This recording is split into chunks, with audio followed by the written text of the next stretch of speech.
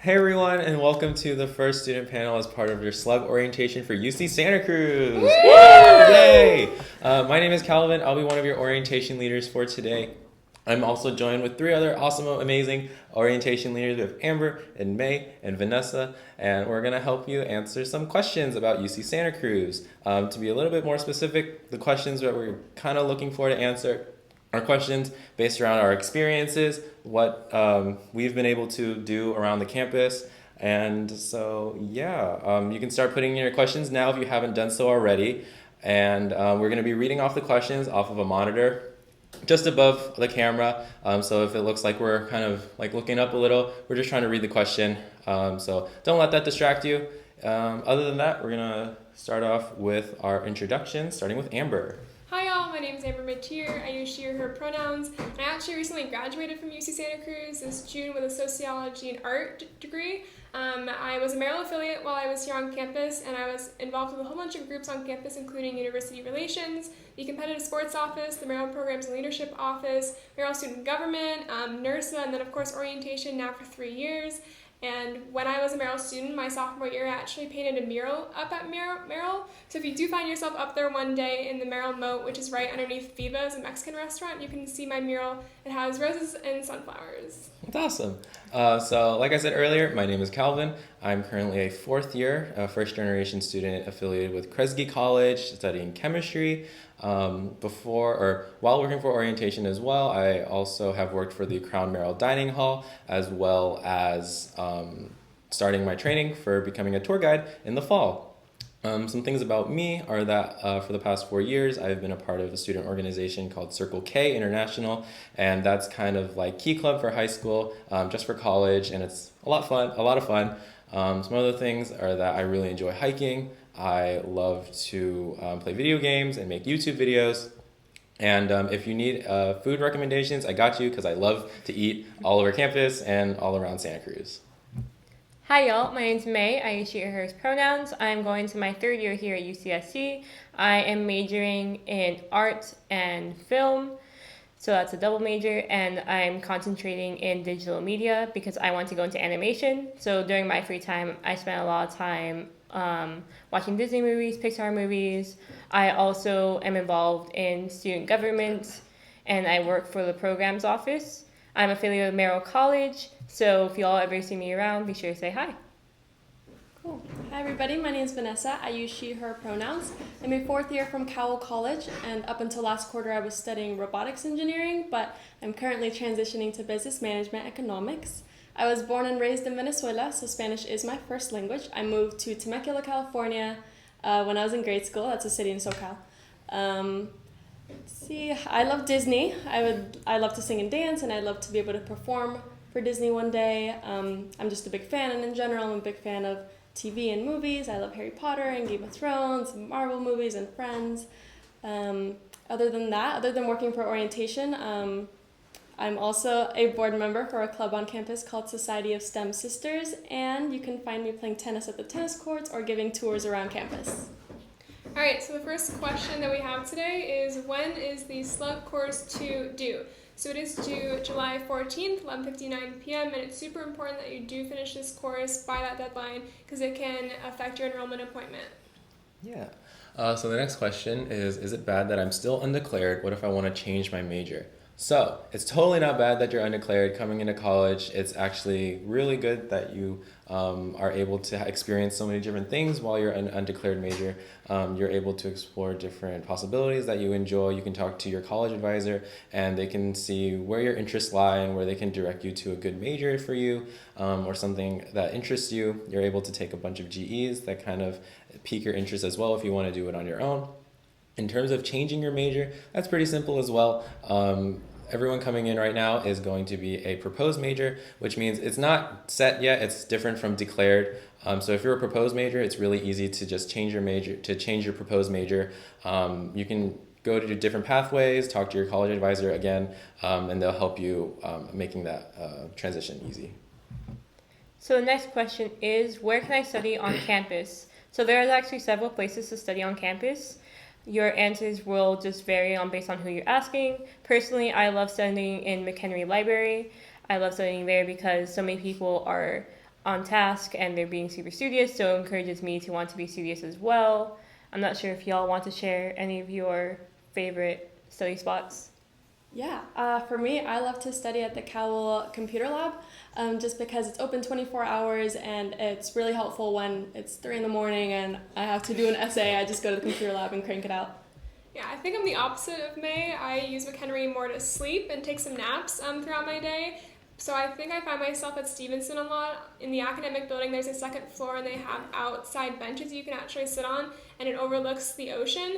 And not a lot of people go up there, so I found myself there a lot, just, reading some stuff, maybe calling my mom, and also reading some sociology or something. And other than McHenry, which I really like to study as well, College 9 and 10 has a recreation lounge, and that's one of my second places to study. They have tables and chairs, couches for you to study there. It's also just a nice place to chill and relax, but I was there a lot just because a lot of my friends were from College 9 and 10, so we'd chill over there and do our studies. So, do you want to go on to the next question? Oh, Yeah. So the next question is, how can I balance school, work, extracurricular activities, and a social life during my first year? So I think if you were to have met me as a student during my 3rd or 4th year and looked at my Google Calendar, you would have probably thought I was a little whack, because I was having about 3.5, 4 jobs at a time, working maybe like 30 hours while also being a full-time student. And I only got there because during my freshman year, I was working maybe 6 hours a week during my fall quarter just to see if I could and how working sort of worked into my daily life with going to college for the first time. And once I knew that I could start working, I sort of just added on every quarter by quarter. So I ended up, graduating with like a whole bunch of jobs and a whole bunch of experience. So Google Calendar for sure, and then just like knowing your priorities and where you want to maybe end up your senior year. Cool. Yeah, next question. How do you know what kind of classes you need to take as a freshman? Like, do we need math, English?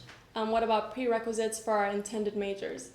So all of this information can be found in the Getting Started in Your Major guides that you can access through Course 2 of Slug Orientation. As far as math, it really just depends on what major you're doing. And then for English, everybody has to take English. That's a university requirement. All of the colleges have different core classes or English classes. As far as prerequisites for our intended majors, again, that can be found in the Getting Started in Your Major guides, and then also when you're searching for your classes on the class search of under the My UCSC portal, it'll show you, like when you click on a class, it'll show you what the prerequisites are to take that class. Awesome. And piggybacking off of that question is, what does the core course teach? Core course meaning like Oaks 1, Crown 1, Kresge 1, those classes.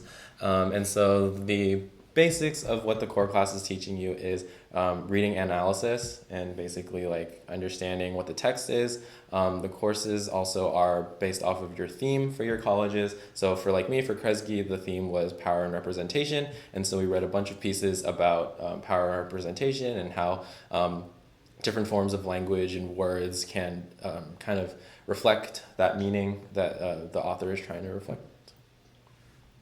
And now on to the next question, which is, how do I prepare for a research program? Are there any STEM research programs about AI? If not, how can a student make one? So there are several research programs here at UCSC. Given that so many undergraduates are interested in research, we do offer many opportunities. Do you want to go on? Yeah, totally.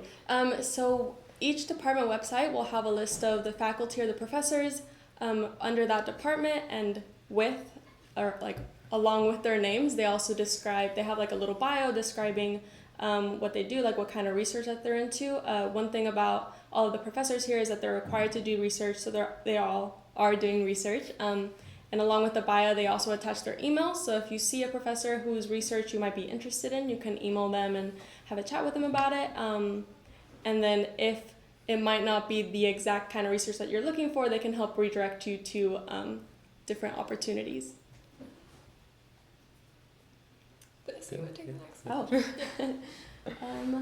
Next question is, can you explain work study?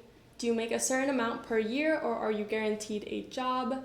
And are you able to make more money than what is offered for your work study? The basics that I know about work study is that you have to apply for it through your financial aid, and if you are granted it, then it's basically there's a whole different list of jobs that you can apply for through the ER system, which is the employee request system. Other than that, I don't have too much info about it. If anybody else. Yeah, so elaborating more on the work study is that there is a max amount of money. So when you get your financial aid package, it would tell you how much money is given to you through your work study. And so you cannot work past that because it would hinder on your financial aid. And so, yeah. And I think a lot of jobs, for the most part, do offer both a work-study position and a non-work-study position. So you might be working with folks, I know for myself, when I was an intramural sports official, we had both people who were work-study and non-work-study. We were working the same job, it's just which one you apply to through the ER system. All right, so the next question is, what amenities do the dorms have as far as communal area, microwave? Do we get sinks? Somewhere to wash the water bottles? So I know myself when I lived at Merrill during my freshman year, I just used the sink in the bathroom down our hall to wash my water bottles and stuff. There, at least for my experience, we brought our own microwaves and fridges to our dorm room, so that wasn't a provided thing for you. And do you have sinks? You will have sinks in your bathroom, which is a communal space that you're sharing with all your other residential hall floor mates on your floor. To add on to that, if you're living in any of the apartments, whether you're Kresge affiliate or later on you decide to apply for an apartment, those apartments are furnished with 2 couches. There's a bathroom, a sink, and a kitchen. So you have a refrigerator and those kinds of things that would be there. And moving on to the next question, actually a little bit piggybacking off that one. Is there a microwave/fridge combo for rent, or are those items we would need to buy in the dorms? So I believe the bookstore does rent microwave and fridge combos. I don't know the exact price, but they do it. In terms of needing to buy it, if you really don't want to rent it and you want to keep it, maybe you want to have it for next year, or you want to keep it if you decide to move off campus one day, you can also buy those items, and they're also sold at the bookstore. So on to the next question is, can I take food out of the dining hall? And what kind of food do they offer? So we do offer ways to take food out of the dining hall. If you buy an eco box, they will be heavily advertised once you go into an actual dining hall, so you won't miss it. The eco boxes are about $10 for the whole year, and some really nice things, so then that way you can take food out of the dining hall. It's heavily discouraged to try to sneak any food outside of the eco box, just because it can be a violation of health.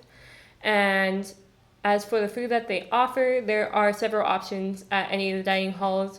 Being a UCSC student, you have access to any of the dining halls, and there's 5 dining halls throughout the whole college, 1 per sister college.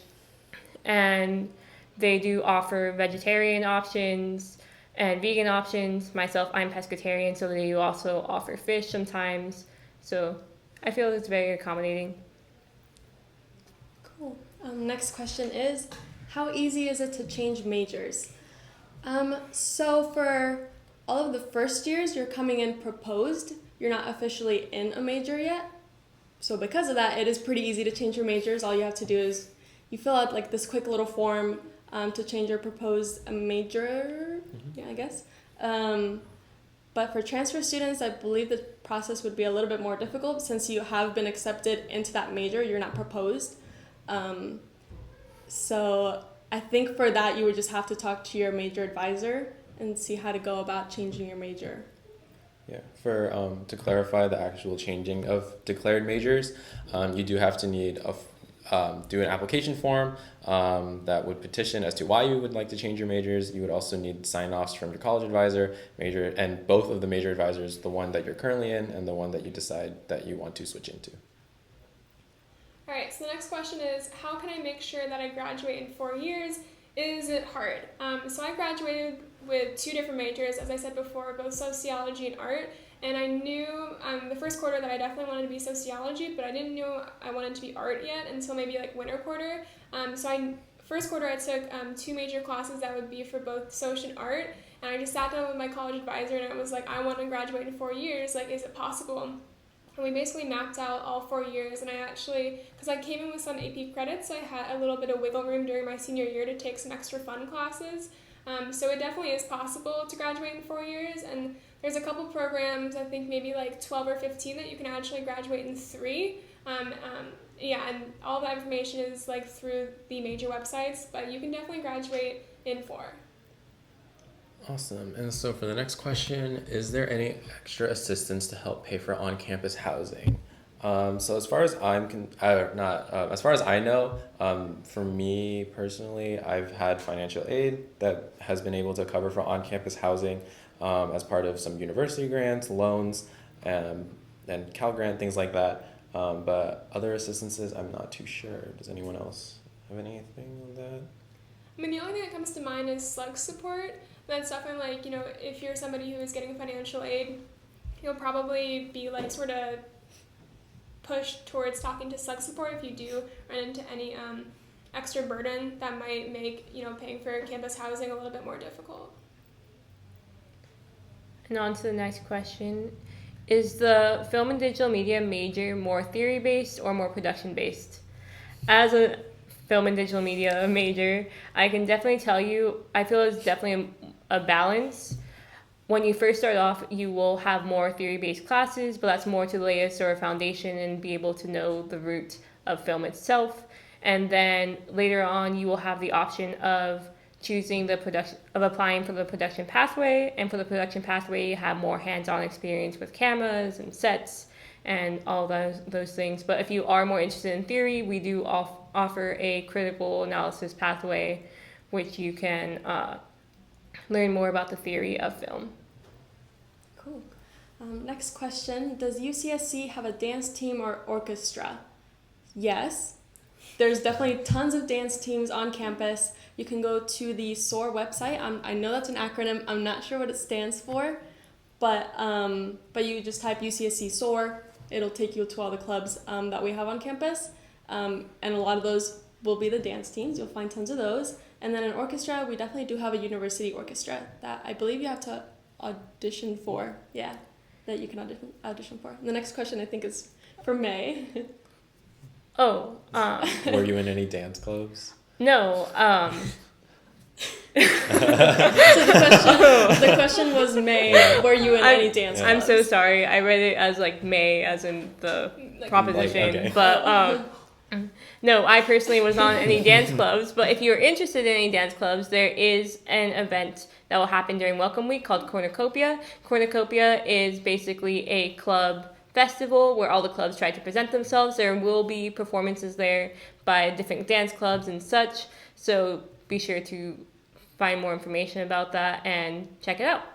And I guess to clarify what cornucopia, like why it's called cornucopia, because I think a lot of us think it's like the Thanksgiving feast basket thing. So cornucopia, if you didn't know, is actually the term for a gathering of slugs, like a gathering of banana slugs. So because this event is where we have the most amount of UC Santa Cruz students in one place at one time, it's now called cornucopia because it's the largest gathering of us slugs, because we're banana slugs and you're banana slugs now.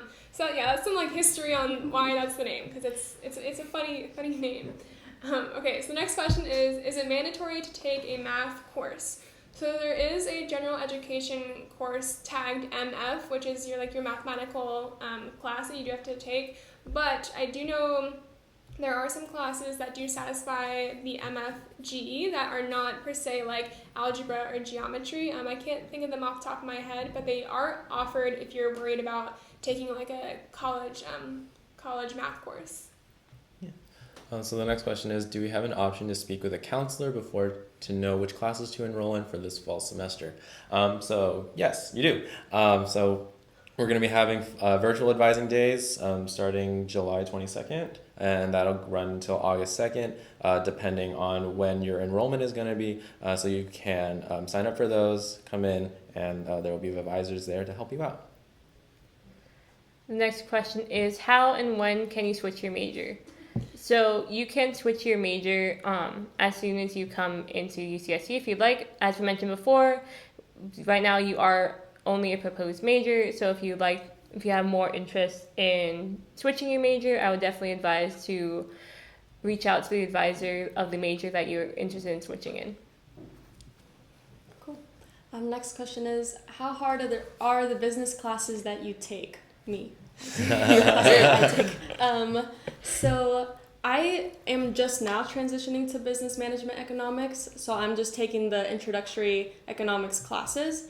You won't get so much into like the businessy classes until later on, but it really just depends on like your load, like how much you're taking on other than class, like if you have a job or stuff like that. Like all the classes are definitely manageable, and there's lots of support provided if you need the extra help. We have like MSI and small group tutoring.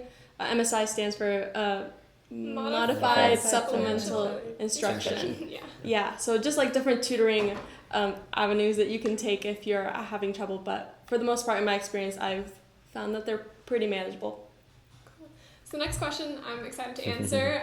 Are there any competitive sports at UC Santa Cruz? So I think I said in my intro, I worked for the competitive sports office actually for all 4 years that I was an undergrad. I was first like a sports official, then I became a supervisor, and then my senior year I was supervising both intramural sports and competitive sports.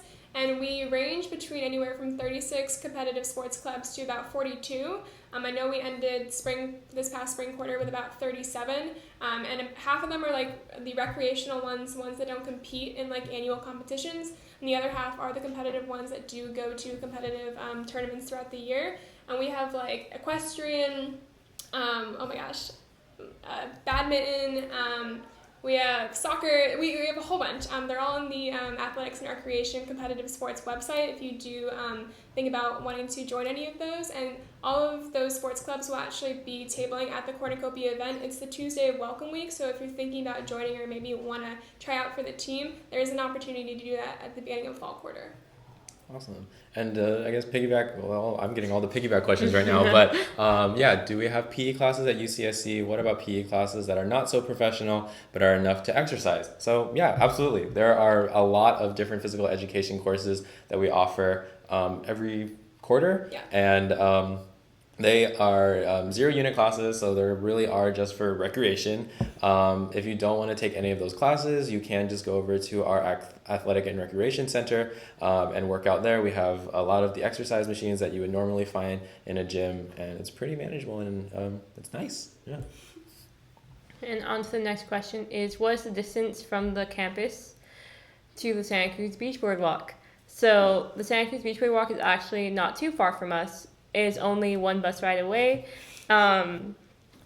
With your UCSC Slug card, you would be able to go onto any bus within Santa Cruz County. And so using your bus card, you can take on a bus all the way down to the Beach Boardwalk. Do y'all know what bus specifically goes? It's the 19. The 19. Yeah. Yeah, so using the 19, you can go directly to the Beach Boardwalk, or if you like, you can just take a bus to downtown, and then the Beach Boardwalk is walking distance from downtown as well. Cool. Next question. Are there Greek organizations at UCSC? The answer is yes. All of our Greek organizations, our Greek life, is all off campus. None of our organizations are actually housed on campus. They hold events. They'll be at the Cornucopia, like we mentioned earlier, for the clubs and organizations, and also you can find them stationed right outside the bookstore, especially at the beginning of each quarter, kind of trying to recruit members. We have a lot of different kinds. We have professional Greek organizations, and then also social organizations. Yeah, they'll also be at the Cornucopia, the club event that we mentioned before. So if you want to check those out, you can go to Cornucopia and see the Greek organizations for yourself. Cool. So the next question is, are there study abroad programs available at UC Santa Cruz? So absolutely, there's an entire office dedicated to education abroad. There will be informational sessions during Welcome Week, so if you as a first year are like, oh, I already know I want to study abroad, you will actually have a chance to go and listen to some presentations about it. They are manageable to fit in through like your time here at UC Santa Cruz, and you can even study abroad in the summer. So if that is something that like you don't want to, because I know for myself I wasn't gonna take a quarter off of school to like miss work.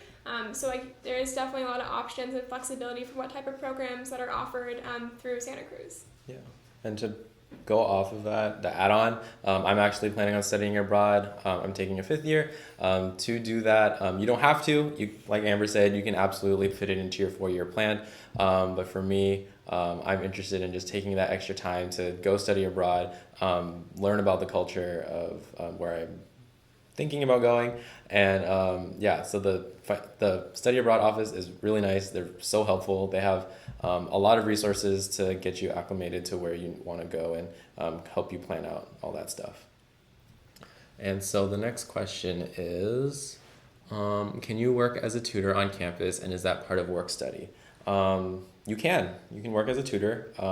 If you'd like to tutor for a specific class, you can always talk to a professor that you've already had, and you can see if they're looking for any new tutors. Usually they are, and you can work for them through that. As far as it being a work study, I'm not sure if it is one, but there's definitely, it can be part of non-work study, and it's a position that we offer. And now on to the next one is, can you graduate in less than 4 years? You actually can graduate in less than 4 years. It's totally possible. One of the things I'm very familiar with is the 3-year pathway, which is offered by several majors here. And I specifically cannot tell you which majors, but... Lots And now law is one. Both sociology and art are both in the 3-year pathway. I know that. Film also is in the 3-year pathway as well. And so it's totally doable, especially if you have transfer credits from previous years. But even if you don't, it's totally doable. Cool. Next question, is it hard to join a sport team? I wouldn't say it's very hard at all. It depends on the level of sport that you want to join.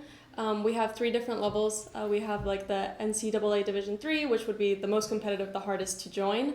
And then we have like our competitive sports clubs and then our non-competitive sports clubs. And then we also have intramural sports, which are basically you can just join or create. Yeah. And you just compete with other teams on campus. Sorry, I'm looking at Amber because she works with athletics and recreation. But I mean, intramural sports is like a great way to get involved in campus life, especially in your first quarter, because the commitment is like an hour a week. So like you're not practicing outside of that game. You're not, you don't have to meet up with your team at all. And it's only $20 a quarter too to play an entire season. And if like your team does win an intramural sports championship, you get a free pizza to Woodstocks and a free T-shirt. So that's some good incentive to just meet new people maybe on your floor. I know teams have like joined because like they're all from like Stevenson floor 5, so they all go try to meet new people and have a good time play some sports. Yeah. So next question is, how do Santa Cruz students travel to the airport? So there are a lot of ways. The first one being Zimride, which is a UC Santa Cruz sanctioned rideshare program that you can actually like join through Facebook, and people will post when they're leaving. Maybe like you are either offering a ride or you want to get a ride. You can put that information there. We also have the 17 Expressway bus, which is $7 to take, and it will take you up to San Jose, and then you actually have to get on like another shuttle to the Deer Dawn station and then to the airport. But it's definitely a doable thing to do. What are some other ways? I think those are Okay. the ways. those are the Okay. basic Cool, ways, yeah. Cool. Okay, so the next question is, what is Welcome Week? Is it required? So Welcome Week, highly recommended that you go. It's required, but yeah, we recommend that you do attend Welcome Week just because it's a lot of getting started with college, meeting the people that are going to be in your dorm, in your building, your residential assistant, learning about Santa Cruz, about the campus. So I would say Welcome Week is something you really should go to. And now on to the next question is, what are the activities students can get involved on campus? So there are so many activities that you can get involved with. There are clubs, there are programs, there are offices, student government. There's so much I can get involved in. I'm involved in student government, and I'm also involved with the programs office. I don't know if y'all want to share what y'all are involved with here too. Yeah. I mean, so May and I we were in student government together up at Merrill, and we also worked for the same programs office up at Merrill. And then besides that, I mean, I was mentioning all the offices that I was involved in. So yeah, like university relations, the orientation office, the competitive sports office, and then NERSA, which is not part of the university. It's actually like a national organization for leadership in like recreational sports, collegiate recreational sports. So that's also another group that I was a part of through one of my jobs at the recreation center. For me, I've been involved with Circle K, like I said, for 4 years. It's had a really big impact on my life, working with the community, different communities all around California. I've also been involved with the orientation program for 2 years. I've worked at the Crown Merrill Dining Hall for a little bit, and I've also started working for the admissions office as a tour guide and training. Yeah. Also, just like to add on to activities that aren't part of like clubs or organizations or things like that, there are just programs like normal activities that your like RAs will put on, or your RAs or your residential assistants, or like the college will put on. So you'll get emails from your college advisor, or sometimes your RA sends you emails too with what's going on around campus. So Yeah. As someone who works for a programs office, you definitely will see banners around. So just keep your eye out for banners and flyers, just because there's so many like great programs that you just don't want to miss out on. Next question is, how is on-campus life on the weekends? I think on-campus life is pretty fun. There's always, so like we were mentioning earlier, there's always events going on that just like different clubs, organizations, and just RAs, anybody will put on. And then you'll get like that weekly digest or monthly digest with what's going on. So you can join in on those activities if you'd like. It's also a great opportunity to go hiking. Yeah. You know, like you're not in class and you want to go explore. There's a lot of great hiking trails on campus for sure. Definitely a great time to go to the beach. I love going to the beach when the weather's nice. There's actually like a dog beach over on Westcliff, and since like dogs aren't permitted on campus unless they're serviced animals, then like that's like the greatest opportunity to go. Yeah. And if you don't want to go off campus, you can just head over to our athletics and recreation field. It's like a nice place just to relax, take in some air, and have a good time. Cool. So the next question is, how do I find out about clubs? And I think we've mentioned this a couple times, but cornucopia. So it's the Tuesday of the Tuesday of Welcome Week, and they will actually close all the dining halls during that time period. I think it's like maybe 3 to 6. So you will get dinner at cornucopia. So it's like a little incentive to go and try to find out some information about clubs. But yeah, Tuesday Welcome Week cornucopia. There's gonna be a whole bunch of advertising for that for sure. Yeah.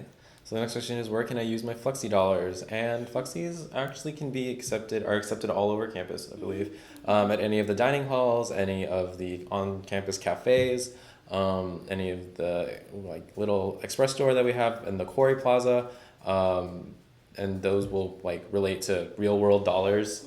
You can also use them at CVS if you have the chance to get down to CVS. You can also use them at Woodstocks, and I believe there's one more place, but I don't remember. I've heard rumors about Pizza My Heart.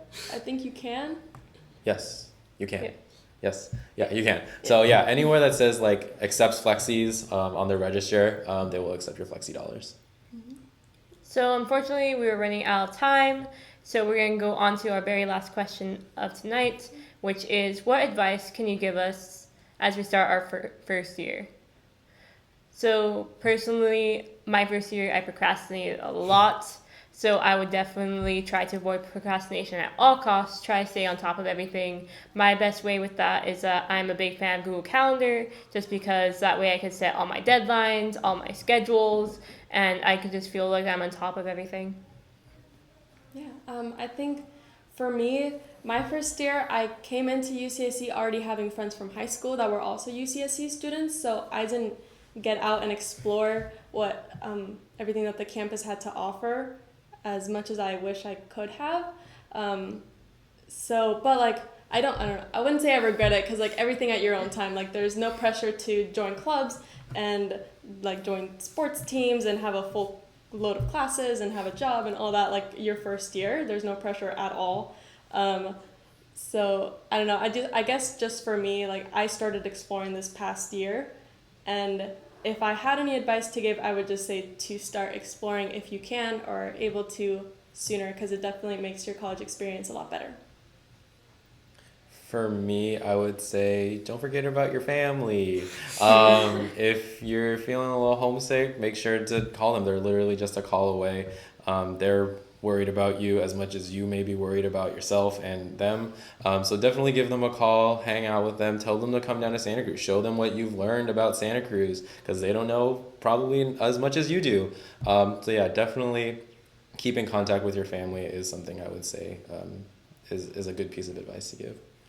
I think my advice would maybe be like learn how to say yes and learn how to say no. Because I know for myself, I was like, I'm going to say yes to all these opportunities I'm going to get from my professors, for my work, and that panned out really well. But also learning how to say no to some of those opportunities, because you don't want to like spread yourself too thin, especially like your first year, your first quarter at Santa Cruz. So definitely like learning where your priorities are, and then also taking like that leap of faith, maybe something that will advance your career here. So thank you so much for coming to our first student panel. We really appreciate all your questions. If your questions were not answered, we do have office hours every weekday from 3 to 6. You're going to be talking to us or your other orientation leader team through Google Hangouts. You'll be doing that through your UC Santa Cruz email. Yeah, we are here for you in any way possible. There will be a recording of this with closed captioning posted after we finish. So if you do need that, that will be available to you. We do have our next panel next week on the 19th at 5 o'clock. So again, if you want to rejoin us with some more questions, we will be here for you. See you in the fall. See ya. Yeah. Bye.